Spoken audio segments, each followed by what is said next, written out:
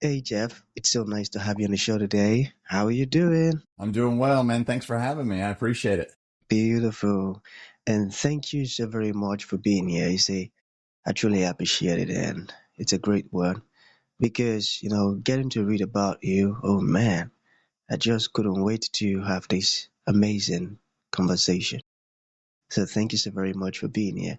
And you see, Jeff, oftentimes I love to thank my guests for two main things. And I do this so often to the point where I think it has even become my anthem because I say it all the time, and that's because I mean it and how important it is to me. So, firstly, Jeff, I want to say thank you for investing in yourself. You see, you are on this platform right now because you invested in yourself. And oftentimes, Jeff, I love to make reference to the amazing mango tree. You see, some months back, Jeff, I was on a particular road and just by the roadside, there was this tall, unattractive mango tree. And I use the word unattractive because the mango tree's got no mangoes on it and the leaves were all dry. I just walked past it and I went my way. But you see, Jeff, just recently, excuse me, I was on that same road. And this time around, a lot's changed about the mango tree. You see, the mango tree caught my attention pretty good from a distance. And immediately I got the urge to move so close to it, of which I did, and it wowed me. Because now the mango tree's got a lot of mangoes on it, beautiful green leaves and healthy branches. And you see, not just mangoes, but ripe mangoes. It was a beautiful moment that day. I was really, really excited. Here is my point. The fact that you dedicated your time, energy, and resources to becoming an amazing person that you are. You see, that alone has made it really impossible for me to skip you. And that's why you see you got the request from me to be on the show because I was attracted to the fruit of all that you're doing, your philosophies, your journey, knowledge, and the impact what you're doing is having. It's great and I love it. And I said to myself, I've got to benefit from Jeff's insight, not only me now, but even the audience. And here you are. So thank you so very much for being here. And secondly, thank you for saying yes to the invite. Because if Jeff had said nope, there was nothing Elisha could do about it. Thank you so very much. Of course. Yeah, I'm glad to be here. Thanks for having Beautiful. the platform. Beautiful. Okay, let's get started. You see, I'm quite excited to have you on the show today for some reasons. Firstly, my interest in knowledge seeking. I believe in order for one to transition from a terrible situation to that of a beautiful one, Jeff, I believe it takes the application of knowledge. And not just knowledge, but the application of it. And you see, ever since I discovered that light in the Hebrew means knowledge and darkness means ignorance, I've been so keen to knowledge seeking because I do not want to spend any time in ignorance. So that's going to make our conversation today very important to me and even to the listeners. The second reason why I'm excited to have the amazing Jeff on the show is for the sake of the listeners. You see, Jeff, we live in an age where information is as abundant as grains of sand. We've got lots of informations flying out there. So these folks trust me for quality, eye-opening, powerful, and very important information, of which I'm totally convinced that our conversation is going to be insightful and impactful. So for that reason, Jeff, let's get started with your introduction. Talk to us about your personal or professional journey. We are just so curious right now. We want to know how Jeff got here. Then afterwards, I've gotten some beautiful questions for you. Okay, Jeff, over to you. Excellent. I'm an entrepreneur. I started a business 22 years ago, and it was kind of and it just turned into a business. So I've owned that inspection company for 22 years. Like I said, I'm a father. That's the most important job in the world. I've got three amazing young men, 19, 17, and 15. And I'm a longtime athlete, competitive athlete. I was a competitive cyclist and then turned from competitive cyclist to distance runner, endurance runner, doing ultra marathons, CrossFitter. So fitness has always been important to me. And that's kind of my boring background. It's not boring, man. Okay, that's a great one. So let us begin the first question with a very, very personal thing. So, what did dying teach you? Oh my goodness. That's a huge question. I've got 5 lessons that I learned, and I can kind of go through them, but it taught me so many things. It taught me the 2 most important things that I learned from dying. One, I learned that gratitude doesn't have to be some big, huge thing that happens to us. Gratitude can be, I've got a clicker. I have a clicker that I can use with my computer to do a PowerPoint presentation. I'm so grateful. And gratitude doesn't have to be a mystery, and it doesn't have to be hard.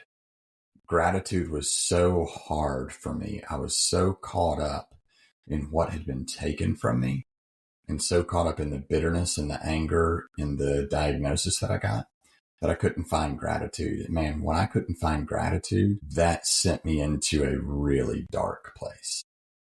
I was like, I must be the worst human in the world.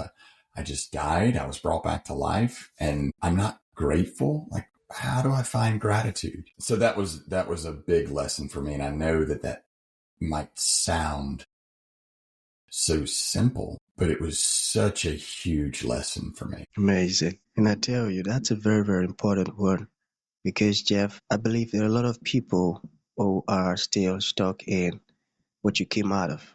You see, not many people are grateful for things that they have around them because they're busy looking for things that they do not have. So, folks like that, Yep. when they get to listen to you speak, they would say, okay, I think I've been doing it the wrong way. So thank you so very much for sharing that. But you said there are 5 lessons. You just told us one now. Can you tell us some more? Yeah. Yeah. So another lesson is ask deeper questions to get stronger connection. Ask deeper questions. So I died on a CrossFit gym floor. I went for 8 minutes with no pulse and no breath. I was shocked with an AED 3 times. The first time it shocked me, my son was standing by my side. He was there. He watched the whole thing. He was 16 at the time. And, when everybody screams, because when it shocks you, you raise up off the ground, and then it gives an audible flat line, and it says, no rhythm detected. So I had no heart rhythm.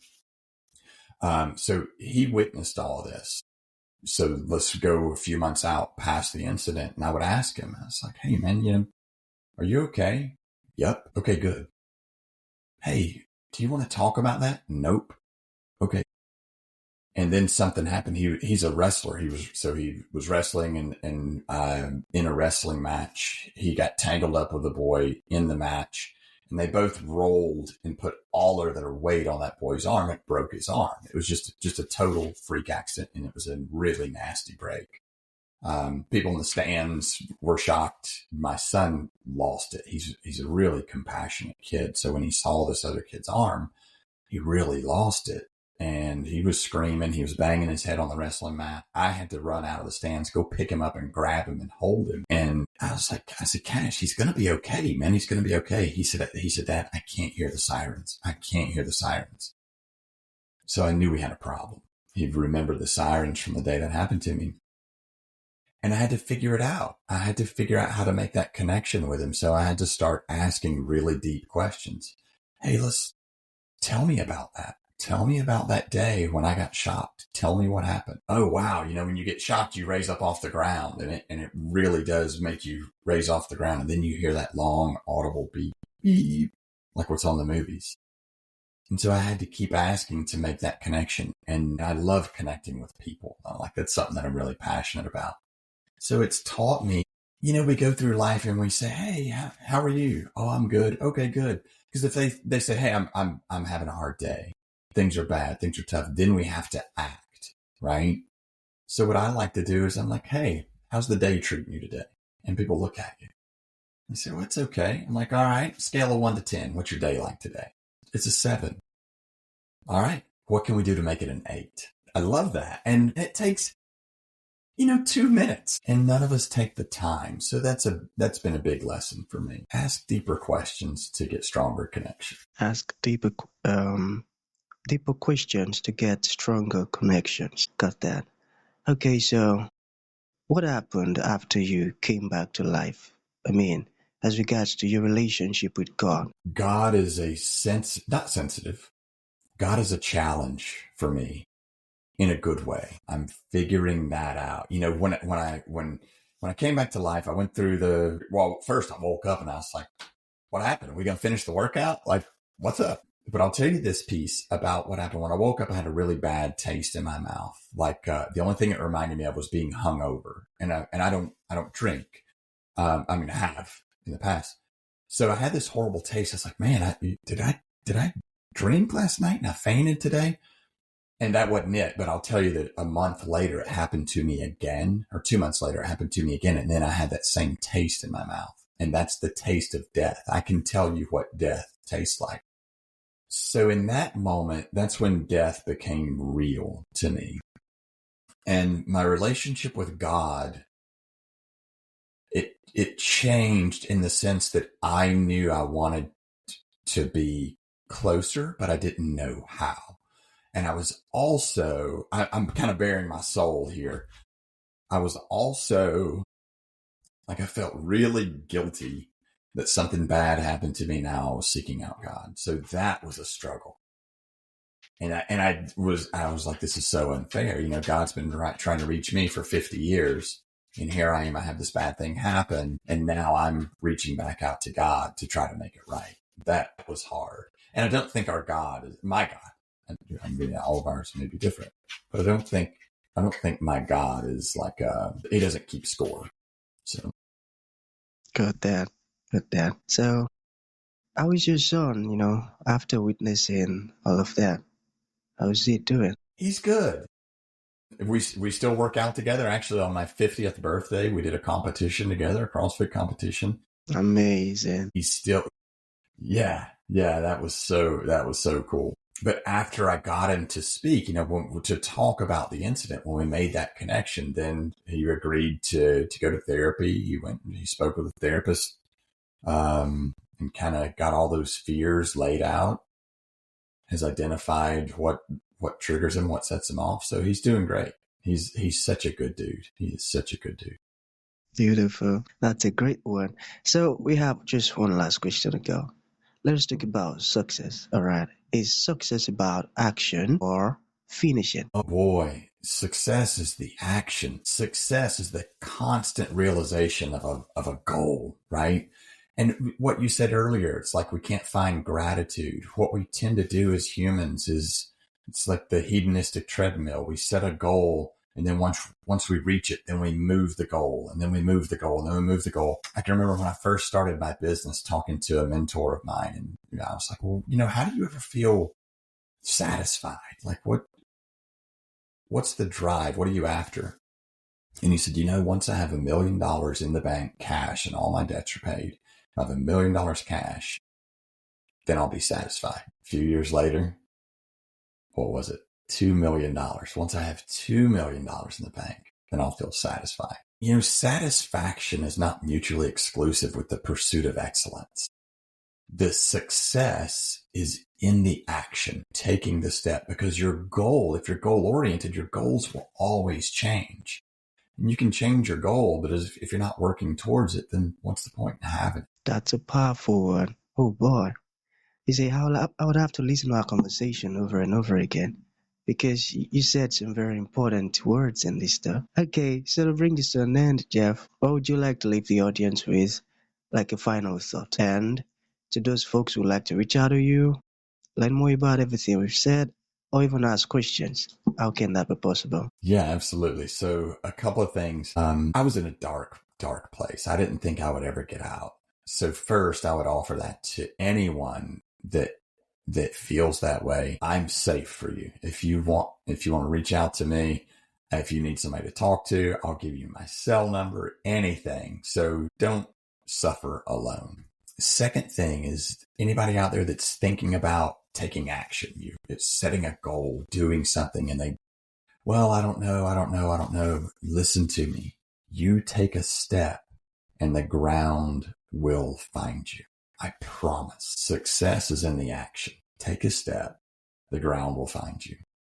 And anybody that wants to connect, I'm Instagram, JD Luther 2.0, jeffluther.com. I'm on LinkedIn, Jeff Luther. Anybody that wants to chat about heart disease, about getting wrapped up in your ego, identity tied to exercise, all those things. Beautiful. So that's gonna be the end of the show, Jeff. Thank you for coming and thank you for sharing your inspiring story and those incredible insights. It means a whole lot, man. Thank you. Yeah, you got it. Thanks for having me. I enjoyed it.